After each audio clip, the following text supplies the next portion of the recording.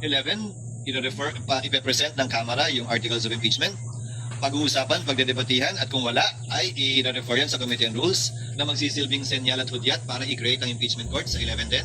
Susumpa kami, i-convene ang impeachment court, mag-approve ng rules, at mag-i-issue ng summons. Doon magwawakas yung procedure na gagawin sa ilalim ng 19th Congress sa June 11. Ihintayin namin, magbigay ng sagot ang ikalawang Pangulo 10 araw matapos ang matanggap yung summons. Ang hindi ko makita yung point, kasi ini-schedule ng June 2, tapos ini-reschedule ng June 11. Hindi naman ito birthday party na pwede mong i-adjust o pwede mong i-reschedule. Linawin ko lang ha, ang usaping ito ay para sa taong bayan, pero ng taong bayan ang pinag-uusapan dito, confidential fund. Parang hindi mo naman ginagampanan ng trabaho nyo eh.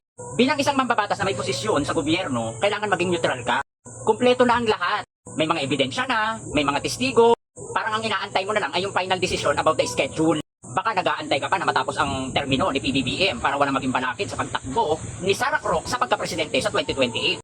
Ito lang ang masasabi ko sa iyo, Mr. Palaman. Kung hindi mo kayang gampanan ang trabaho mo, resign.